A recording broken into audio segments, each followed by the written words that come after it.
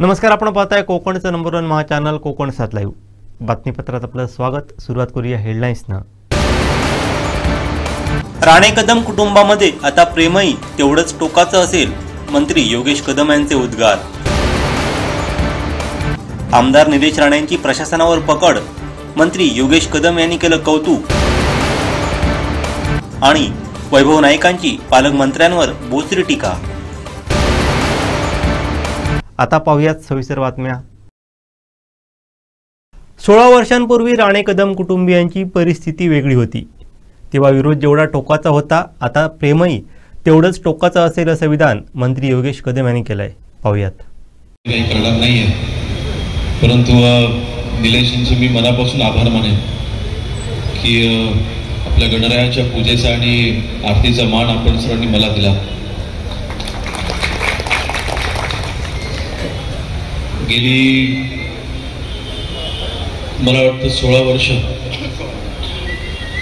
ह्या गणरायाची आपण पूजा अर्चा करताय. 16 वर्षापूर्वी जेव्हा स्थापना केली होती या गणरायाची, त्यावेळेस राणे कुटुंबीय आणि कदम कुटुंबियांची परिस्थिती वेगळी होती.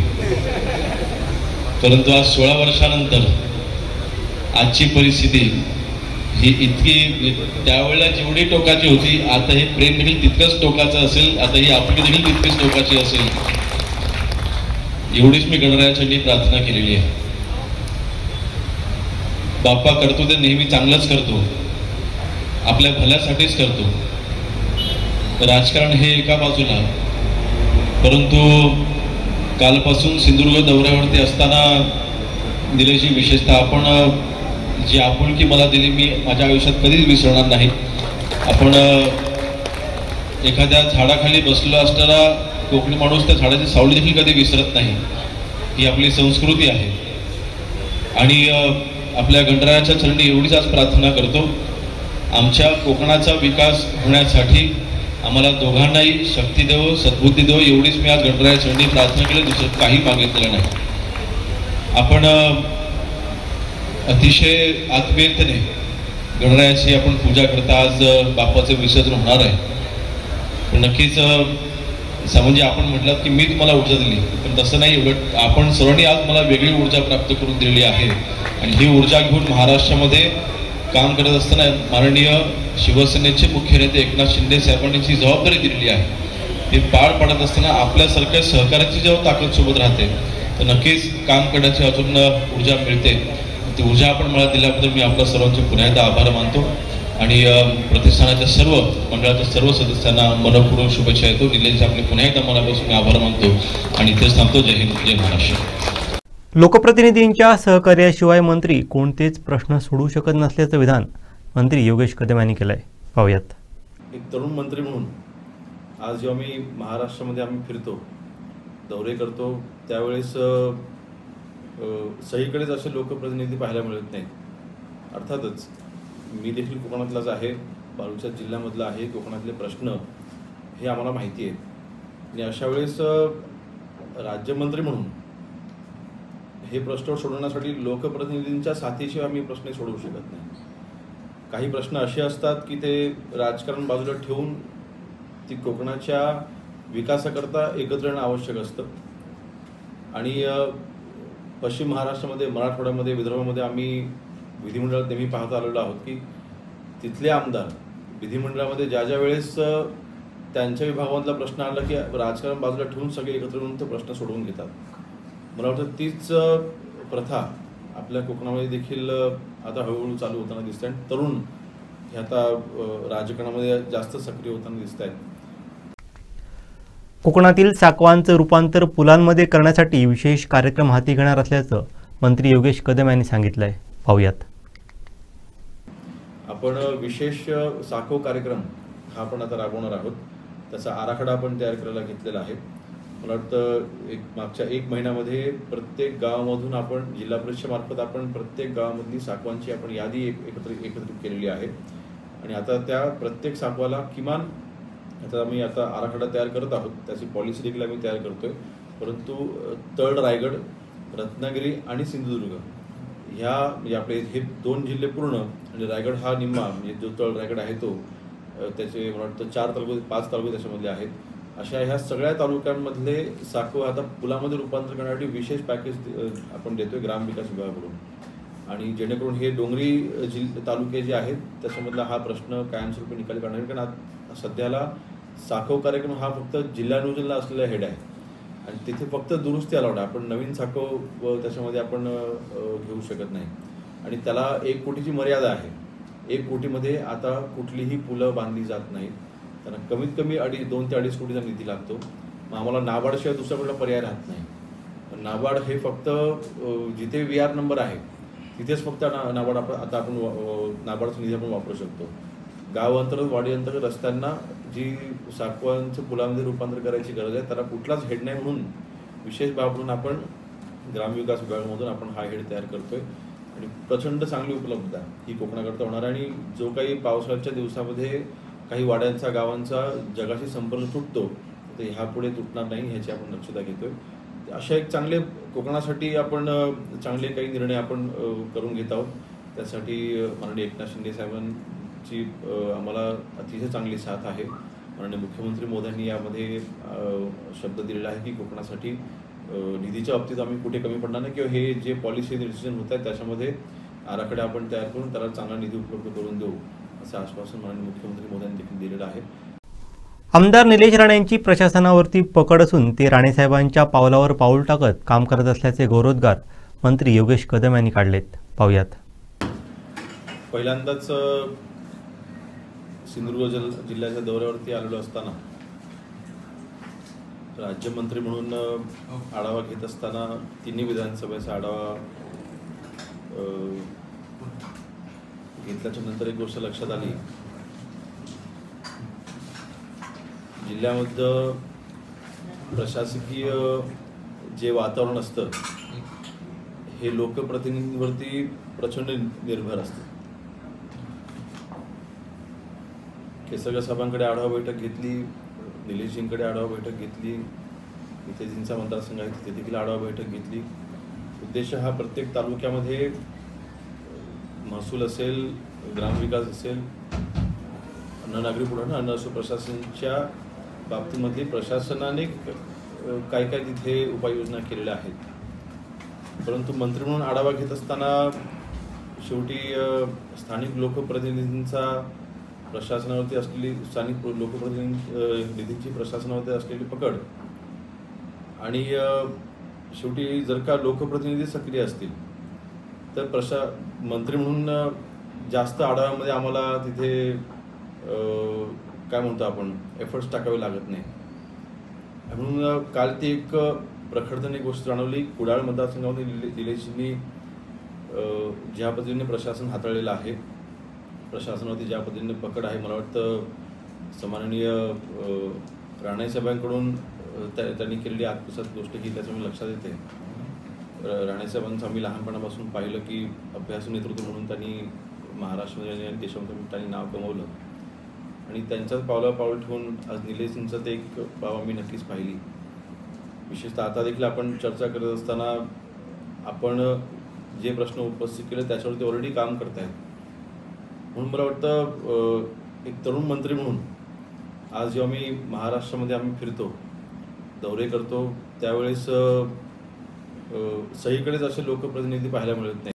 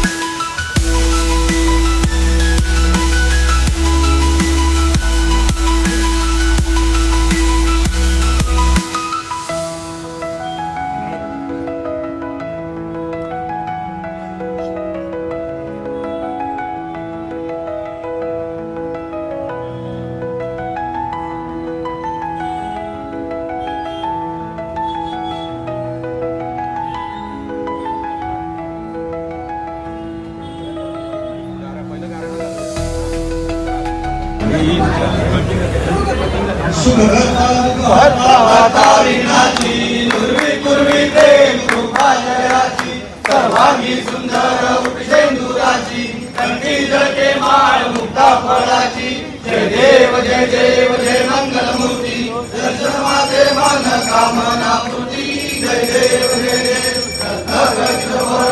गौरी कुमरा चंदनाची उठी कुमकुमेश्वरा हिरे जळका मुक्त शोभरा तुळशी तुमकुरे करणी घागरिया जय देव जय मंगल मूर्ती दर्शन माझे मन कामना पूर्ती जय देव लंबोदर पीतांबर परिमल वंदना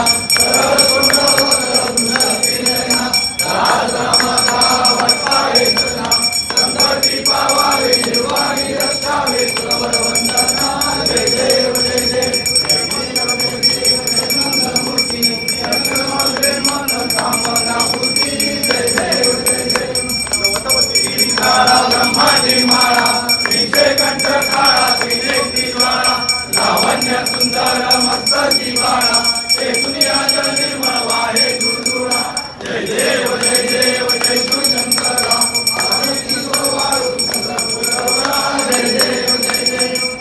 गौरा बोळा नैनी विशाळा अर्धांगी पार्वती सुमरांच्या माळा युवती देवळा कंठ निळा ऐसा शंकर शोभे उमाळे लाळा जय देव जय स्वामी शंकरा आरती ओवाळू जय देव देवी दत्त सागर मंत्र केले कामाची योजित हालात रमले एक वासुरपाने प्रार्थना केले निळकंठ नाम प्रसिद्ध झाले जय देव जय शिवशंकराव स्वामी शंकरा आरती ओवाळू गौरा जय देव परिवार सुंदर मंचारी अनुकूल तिलक राम नाथांतरी जय देव जय शिवशंकरा स्वामी शंकरा आरती ओवाळू गौरा जय देव दुर्गे दुर्गतभारी तुझविन संसारी अनाथ नाथे अंबे करुणा विस्तारी आली वारी जन्म मरणाचे वारी आली पडलो आता संकट निवारी जय देवी महिषासुरवदनी सुरवर ईश्वर वरदे तारिक संजीवनी जय देवी मोनी पाका तुझायचे नाही सारी समलो परंतु न बोले काही प्रसन्न होती निराशा पेशापासून जोडी मोपाशा अंधे तुझ वाचोनी कोण आशा झाला पदमंगलेचा जय देवी महिषासुरमर्दिनी सुरवर ईश्वर वरदे तारक संजीवनी जय देवी नाही लोटांगण वरील चरण डोळ्यान पाळीन रूपा तुझे प्रेमे आलिंगन आनंद पूजन भावे ओवाळीन मने नमा त्वमेव माता पिता त्वमेव बंधु सखा त्वमेव विद्या त्वमेव सर्व मम देव कायेन वाचा मनेन देव करोमि यात्रां सकल फलत्रय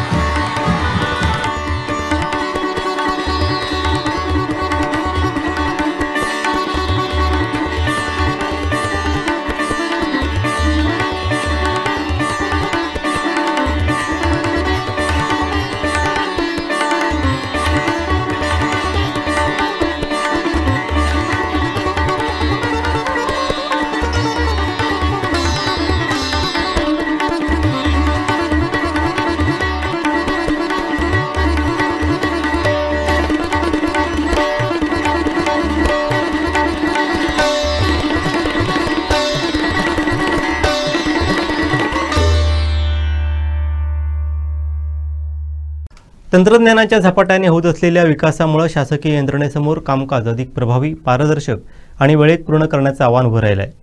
याच पार्श्वभूमीवरती पंचायत समिती सावंतवाडी येथील शासकीय कर्मचाऱ्यांना शासकीय कामकाजात आर्टिफिशियल इंटेलिजन्सचा वापर या विषयावरती एक विशेष प्रशिक्षण कार्यक्रम घेण्यात आला.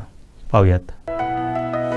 या उपक्रमाची संकल्पना गटविकास अधिकारी वासुदेव नाईक यांनी मांडली होती. जिल्हा परिषद प्राथमिक शाळा चौकूर नंबर 4 ते उपक्रमशील व नाविन्यपूर्ण कार्यासाठी ओळखले जाणारे शिक्षक जावेद तांबोळी यांनी कर्मचाऱ्यांना मार्गदर्शन केलं. प्रशिक्षणादरम्यान शासकीय कर्मचाऱ्यांना याच्या विविध अंगांचा परिचय करून देण्यात आला.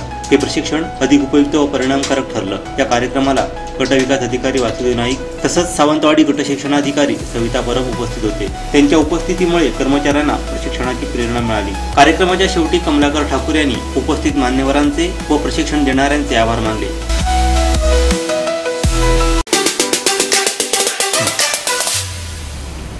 काल महायुतीचे एक मंत्री योगेश कदम यांनी सिंधुदुर्गात येऊन अनेक अधिकाऱ्यांची कानउघडणी केली की अधिकारी काम करत नाहीत, अधिकारी भ्रष्टाचार करतायत. खरं तर गेले वर्षभर आम्ही हेच सांगतोय की सिंधुदुर्ग जिल्ह्यातल्या अधिकाऱ्यांवर, प्रशासनावर कोणाचा वचक राहिला नाही. सगळीकडे हप्तेखोरी होते आणि याची सुरुवात सत्ताधाऱ्यांकडून जास्त प्रमाणात होते. आणि त्यामुळे आम्ही जे वर्षभर सांगत होतो की या जिल्ह्याचे पालकमंत्री नितेश राणे हे अपयशी ठरलेले आहेत, कुचकामी ठरले आहेत, प्रशासनावर त्यांचा वचक नाही, तेच आज त्यांचेच एका पक्षाच्या सत्तेतल्या मित्रपक्षाच्या एका मंत्र्याने काल सांगितलं. आणि त्यामुळे आम्ही जे विरोधक म्हणून फक्त विरोधासाठी विरोध करत नाही, तर प्रशासनावर वचक नाही, पालकमंत्री निष्क्रिय आणि कुचकामी ठरलेत, हे काल योगेश कदम यांच्या कालच्या आढावा बैठकीमुळे दिसून आलं आणि त्याच्यावर पालकमंत्री कुचकामी आहेत याच्यावर शिक्कामोर्तब झालं. त्याचबरोबर खरं तर योगेश कदम यांनी काल ह्या अधिकाऱ्यांवर गुन्हा नोंद करतो, ह्या वाळू चोरांवर गुन्हा दाखल करा, भ्रष्टाचारावर गुन्हा दाखल करा सांगतायत. 2 नंबरवाल्यांवर आम्ही खपून घेतलं जाणार आहे. खरं तर याच गृहमंत्र्यांचे खरं तर 2 नंबरचा धंदा असलेला लेडीज बार परवानगीशिवाय हे चालवत आहेत.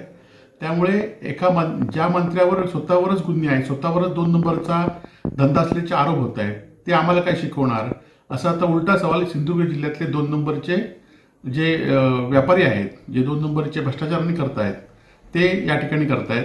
त्यामुळे योगेश कदम यांनी खरं तर आमच्या जिल्ह्यातल्या लोकांना तत्वज्ञान करण्यापेक्षा आपण काय करतोय याचा खरं तर विचार केला पाहिजे.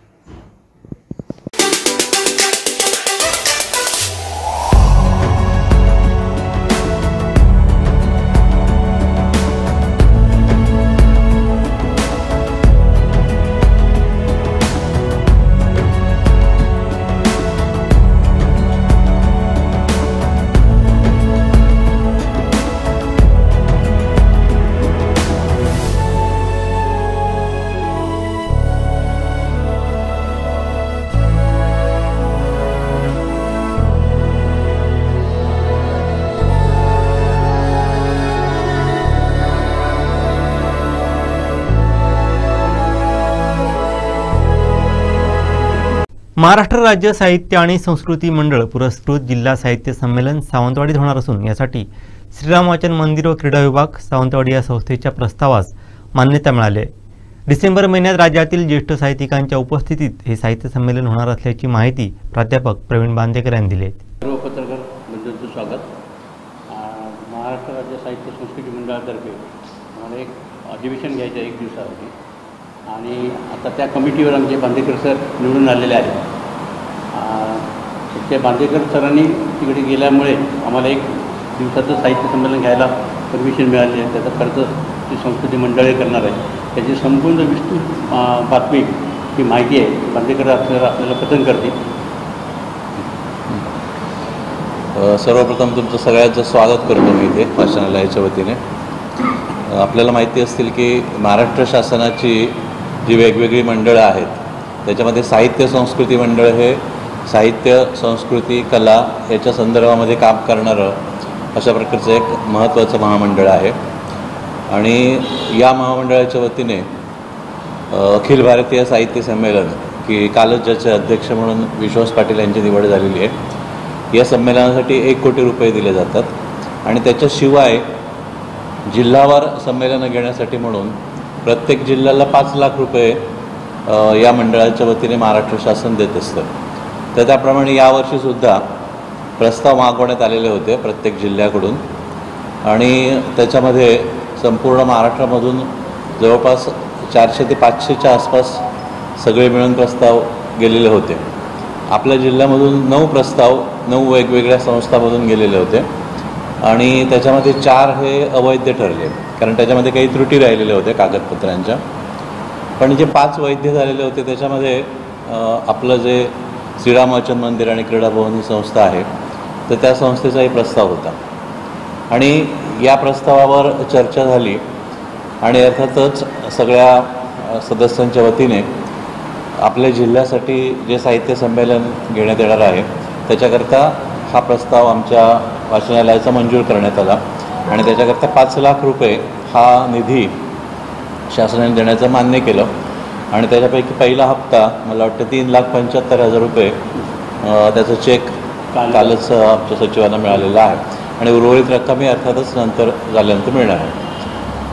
तर या संमेलनामध्ये म्हणजे अशा प्रकारचं जिल्हा संमेलन जे प्रत्येक जिल्ह्यामध्ये घेतलं जाणार आहे, जसं आम्हाला मिळालं तसं रत्नागिरीमध्ये नवनिर्माण संस्था हे जे कॉलेज आहे तर त्याला मिळालेलं आहे. त्याच्याकरता साहित्य, संस्कृती, सामाजिक संस्था, शैक्षणिक संस्था अशापैकी कोणीही अर्ज करू शकतो आणि एकदा एका संस्थेला मिळाल्यानंतर पुढची 5 वर्ष मात्र त्यांना पुन्हा मिळत नाही, अशा प्रकारची त्यांची अट असते.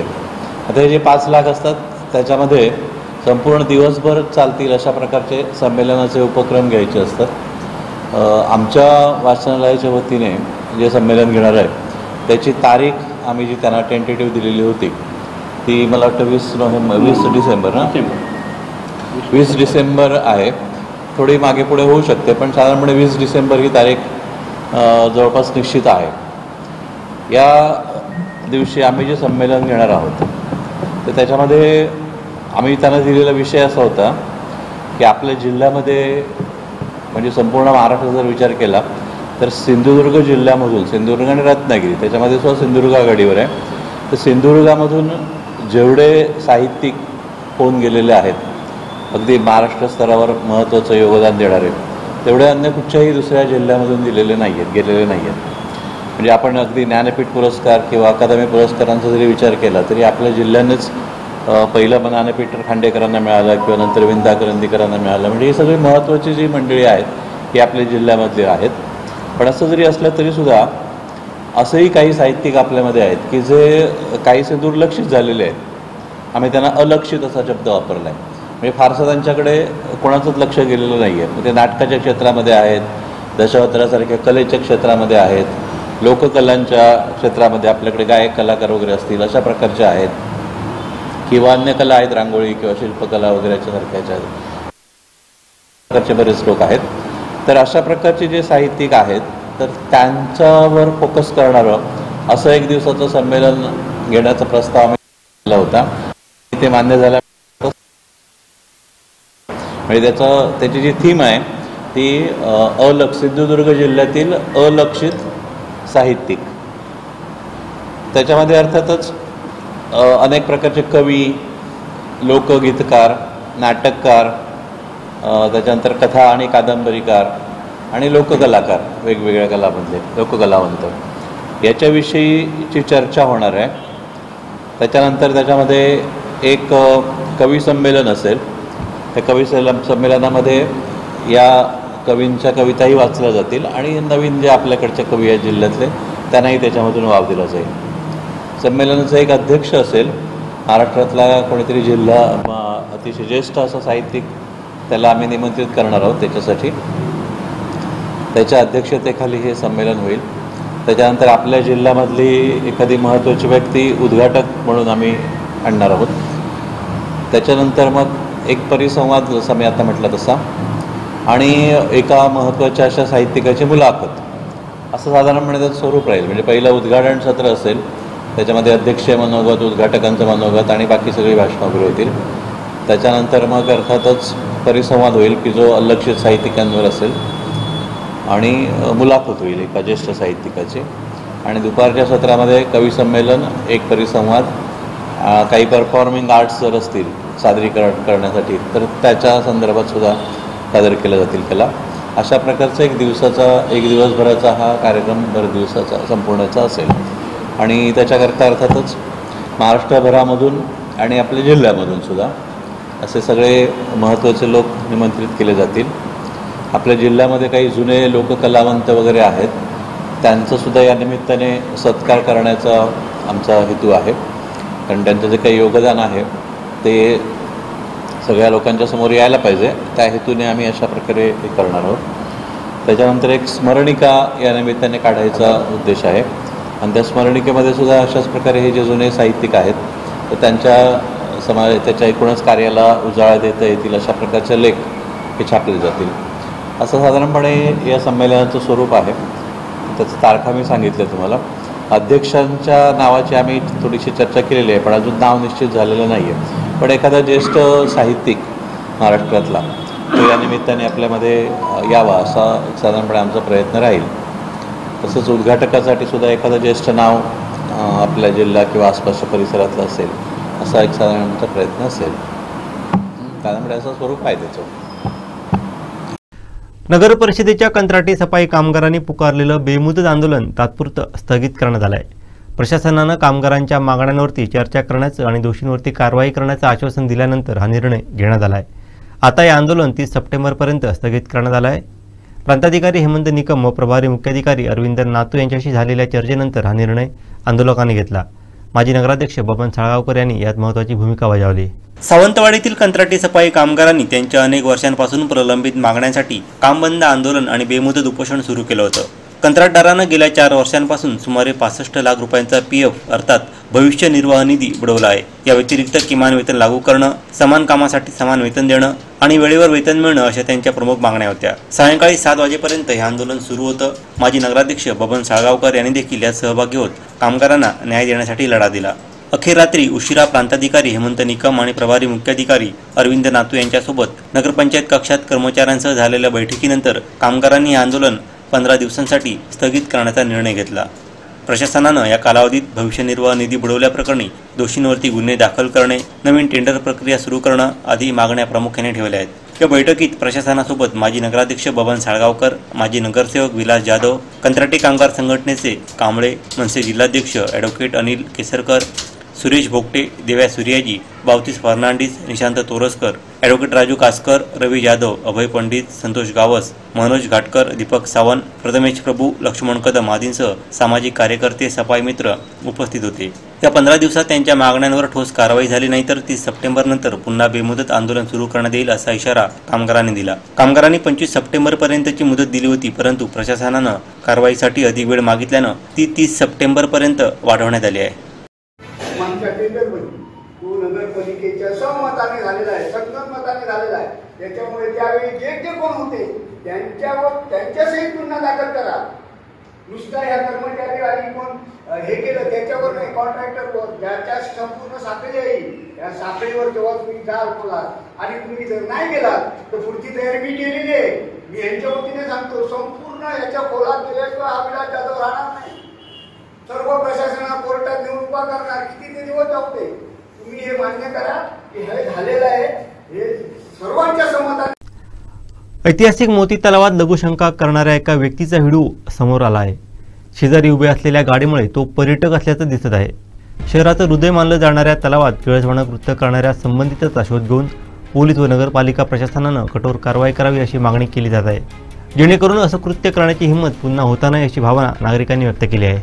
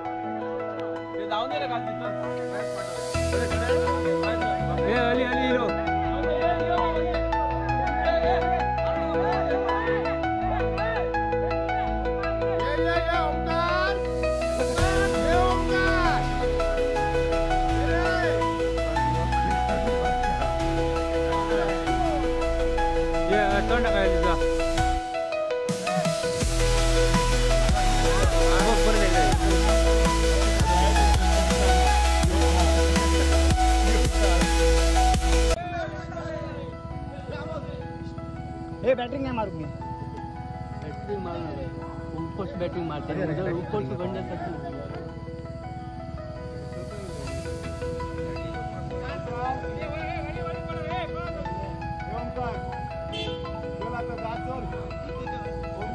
हेलो अरे हो छाए लो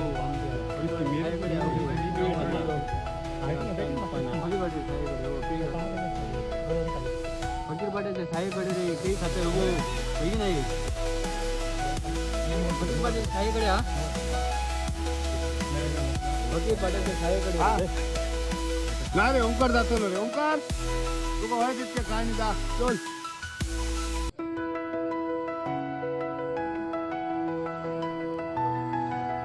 काय बोलतो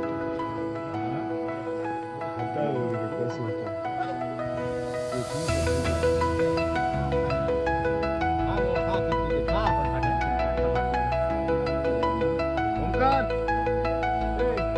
हे गंडेल नको लाव रे आता कोणी गंडेल नको तुम्ही त्याला खय धावडायचं का धावडायचं राहायचं काय खाऊन दे का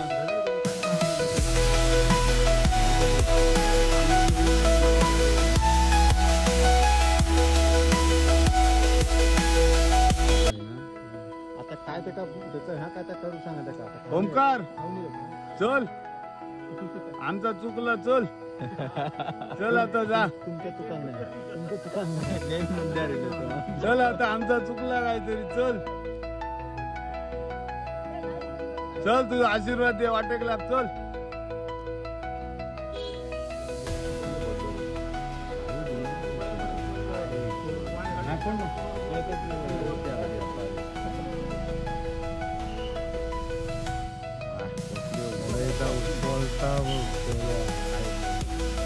अरे आमची मुलगी बरी शिकतली काय टेन्शन घेऊ नको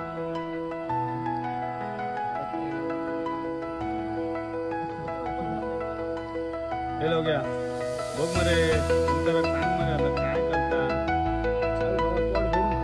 का तू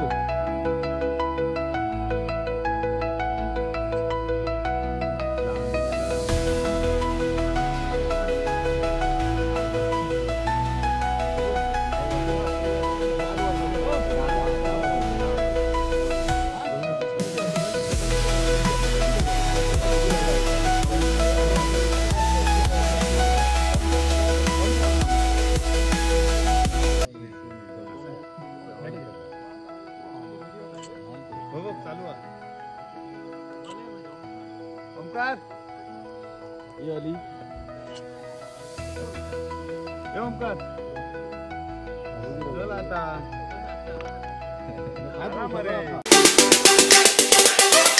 माझं नाव दशरथ सुरभा सावंत, राहणार सांगेली गुरुगुरवाडी. सामायिक क्षेत्र आमचं दोघांचा वामन बाळकृष्ण आणि सुरभा काकीना या सामायिक जागेत त्यांनी न आमका विचारता घर बांधल्या. तरी मी सरपंचांकडे ग्रामपंचायतीत या घर बांधूक परवानगी देऊन अर्ज दिलो. तरी झाल्यान आमच्याकडे काय नाही अनुकृत बांधकाम म्हणून आपण देतो. तसं तहसीलदारांनी सांगितलं का आम्ही उलवले बिडवोकडे, बिडवोन काय सांगितलं ग्रामपंचायती. आणि हे सगळे खोटा ह्या करून याच्यातले आमचं सर्वे नंबर 85-3 83 घरा बांधली 83-0 याच्यात घर बांधलेली 3 घरा बांधलेली सध्या पत्र व्यवहार केलेलो आता सगळ्यांना कळवलेला ग्रामपंचायत कळवलेला आता तुम्ही दखल घ्यावी हीच माझी विनंती.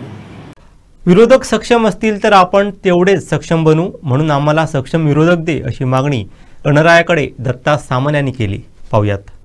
पहिली लाभून कोणी बाहेरून काय करायचा प्रयत्न झाला तर त्याला गणरायाने यश देऊ नये. आम्ही सगळे एक आहोत. राणेसाहेबांच्या नेतृत्वाला आम्ही एक संघ आहोत. या सर्व कुटुंबांचं तोंड कायम गोड राहावं, गोड ठेवावं अशी गणरायाला मी प्रार्थना करतो. आणि सगळ्यांना दीर्घायुष्य, उत्तम आरोग्य द्यावं. आणि जो ज्या ज्या ठिकाणी जाईल त्याला प्रत्येकाला मी सांगितलं त्याची इच्छा राजकीय पूर्ण करवं. कारण एका ठिकाणी एकालाच मिळणार. मग गणपतीने म्हणत दत्ता संबंधाने का सांगितलं झाले नाही. ज्याची ज्याची पात्रता आहे, जो समाजासाठी काम करत असेल, निस्वार्थी काम करत असेल, या सगळ्यांना तू यश दी अशी मी गणरायाप्रमाणे प्रार्थना करतो. दीर्घायुष्य, उत्तम आरोग्य ती सर्वांना सांगतो मी, ती दिलंच पाहिजे. आणि आमच्या सर्व सहकार्यांना या जिल्ह्यामध्ये काम करण्यासाठी स्पर्धक पण त्याचप्रमाणे कॅपेबल आमच्या समोर उभे कर. कारण स्पर्धक जर सक्षम असेल तर आपण सक्षम बनतो, असं माझं स्वतःचं मन आहे. कर अशी मी प्रार्थना करतो. आणि समोर सातत्याने मी ज्या ज्या पक्षांनी जे जे राणे फॅमिलीवरती जे जे आरोप केले यापूर्वी गेली 10-15 वर्ष, या सर्वांना त्यांची जागा गणरायाने दाखवलेली आहे. मी गणरायाकडे पुन्हा एकदा प्रार्थना करतो. सन्मान राणे साहेबांना दीर्घ आयुष्य, वहिनी साहेबांना, निलेशजींना, नितेशजींना, त्यांच्या संपूर्ण परिवाराला दीर्घ आयुष्य, उत्तम आरोग्य गणपती गजाननाने द्यावं. त्यांच्या इच्छा आकांक्षा सर्वांच्या पूर्ण करावेत. आणि राणे साहेबांच्या नेतृत्वाखाली आज सिंधुदुर्ग अबाधी छत्रपती शिवाजीरायांचा गड जसा असतो तशा प्रकारे 100% पाठीशी राहावं अशी प्रार्थना करून थांबतो. जय हिंद, जय महाराष्ट्र. मी कुठेही असलो तरी राणेसाहेबांचा आदेश मोडू शकत नाही, असं विधान दत्ता सामंत यांनी केलंय. पाहुयात. सर्वांवरतीच आहे.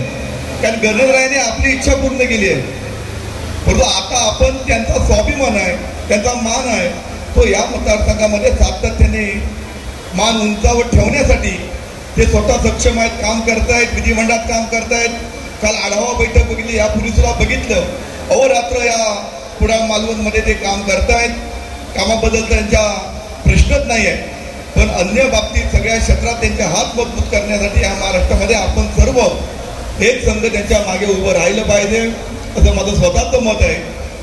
आणि गणरायावरती आपला सर्वांचा विश्वास आहे. राणे साहेबांच्या नेतृत्वाखाली आम्ही सगळीच मंडळी या जिल्ह्यामध्ये घडलेली आहोत. मी अभिमानाने सांगतो, मी आजही राणे समर्थकच आहे. तरी शिवसेनेच्या शिंदे गटामध्ये जरी मी असलो तरी मी राणे साहेबांचा पाईक आहे. राणे साहेबांचा कुठलाही आदेश मी दिलेला मोडू शकत नाही. आता ठाम सांगणारा मी एक जिल्हा प्रमुख आहे. तर मला कुठल्या पदाची भीती वाटत नाही.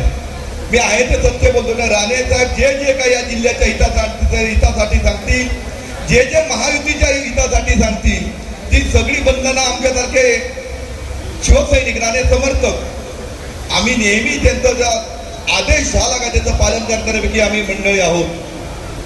आज मी या प्रसंगी एवढंच सांगेन की सगळी जुनी जाणती मंडळी, काही संजय पडते असतील, अन्य बरीच मंडळी होती, तुझा राणेसाहेबांची होती, कालांतराने तिकडे गेली होती.